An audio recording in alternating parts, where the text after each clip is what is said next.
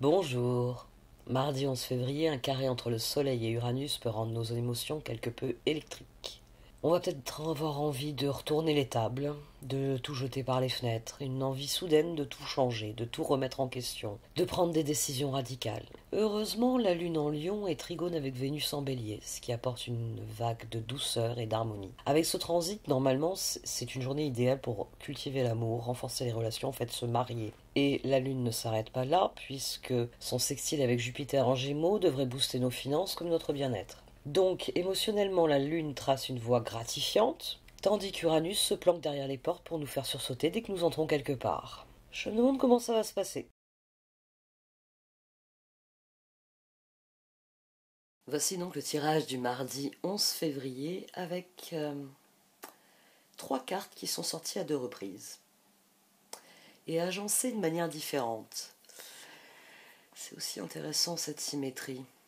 J'ai ici le 7 de coupe que j'ai couvert avec un 8 de coupe. Et ici j'ai eu le 8 de pentacle et un 2 d'épée.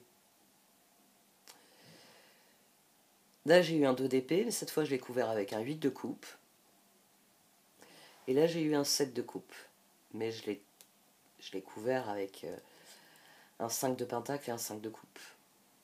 Il y a beaucoup de coupes dans ce tirage d'ailleurs, puisqu'on a aussi l'as de coupe ici, le page de coupe, le 2 de coupe, le 3 de coupe. Beaucoup d'espoir avec ces coupes en fait. Ce page de coupe là, il espère que as de coupe, 2 de coupe, 3 de coupe, que les choses vont s'enchaîner harmonieusement. Peut-être un espoir quelque peu solitaire aussi. On est à la veille de la pleine lune. On est à la veille de la pleine lune. Ça a donné des horoscopes assez intéressants cette semaine parce qu'une fois encore l'astrologie tape fort. Le soleil en conjonction avec Mercure dans le signe du Verseau, mais en carré au maître du Verseau, Uranus. Demain, on a l'opposition frontale entre le soleil et Uranus, à 0 degré, ils sont face à face. Les tensions sont montées.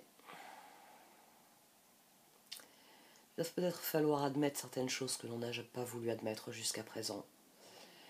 Et c'est la pleine lune qui finira le travail, puisqu'elle est en opposition avec Mercure et le Soleil. Et elle est en carré aussi avec Uranus. Donc, émotionnellement, on va dire que nous n'allons pas beaucoup apprécier ce que nous allons entendre, ce que nous allons découvrir. Et nous allons sûrement avoir envie de rugir. C'est bien que cette pleine lune soit en Lion, parce que ça garantit l'intégrité finalement, et la confiance. Intégrité, pardon. Garder confiance, nettoyage et désintoxication, solitude.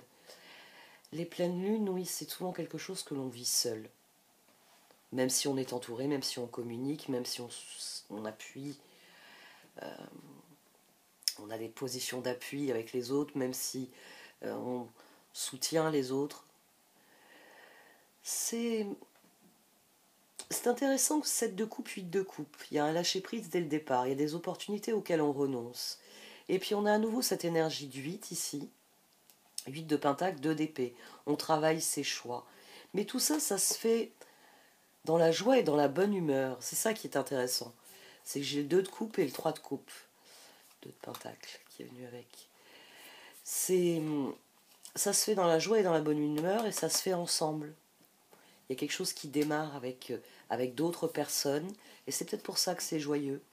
C'est peut-être pour ça aussi que les cartes nous encouragent à rêver, nous encouragent à croire, nous encouragent à guérir. As de coupe, page de coupe.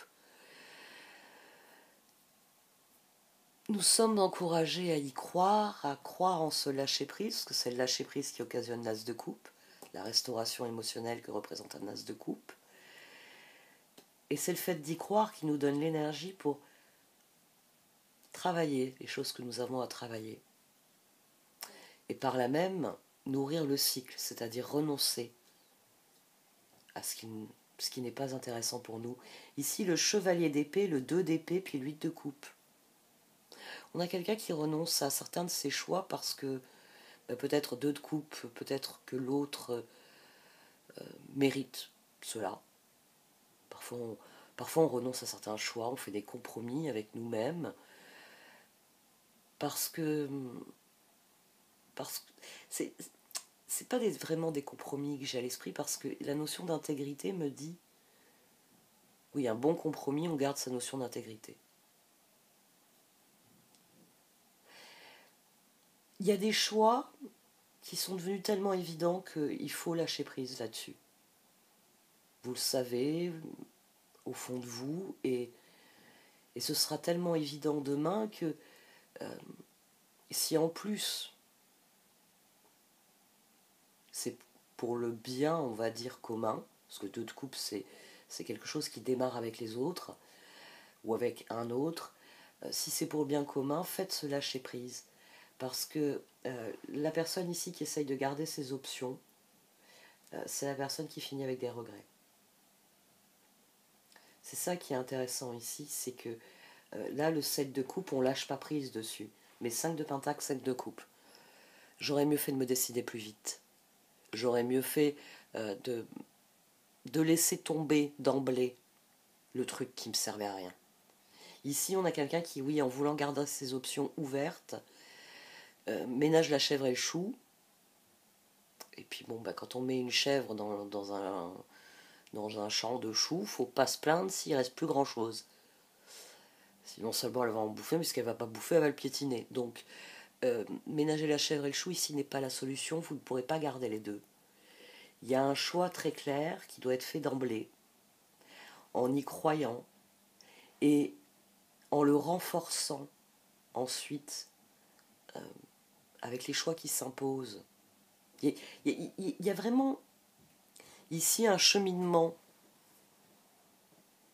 une évolution personnelle qui affecte la relation à l'autre ensuite, qui affecte même la relation au monde. Ici on a la relation à l'autre, là on a la relation au monde, le 3 de coupe. On devient plus créatif. On a un très très beau mouvement demain, très très beau mouvement de libération, avec 2 fois le 8 de coupe. Mais 7 de coupe, 2 d'épée, il faut faire des choix très clairs d'emblée. Soyez intègre. C'est-à-dire qu'est-ce que vous pouvez accepter, qu'est-ce que vous ne pouvez pas accepter. En fonction de cela, faites les ajustements nécessaires. C'est toute une question d'équilibre ici.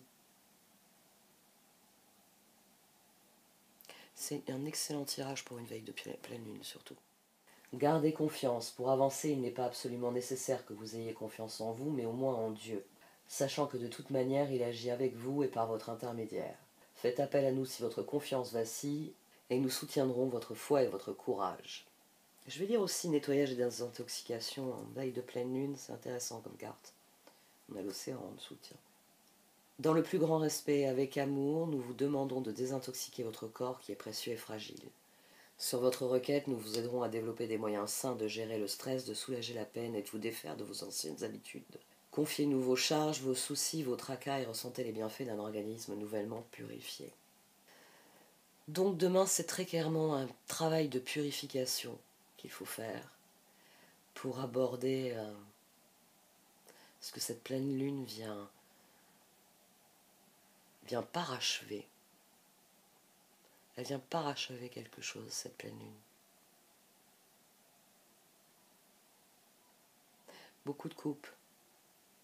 Donc prenez grand soin de vous et dites-vous bien que les remous émotionnels, c'est normal. C'est parfaitement normal et qu'il faut prendre du recul quand c'est possible pour laisser les émotions nourrir les sentiments et donc pouvoir se baser sur les sentiments quand on décide. J'arrête là. Merci de m'avoir écouté. Vous pouvez liker, commenter ou partager cette vidéo. Au revoir.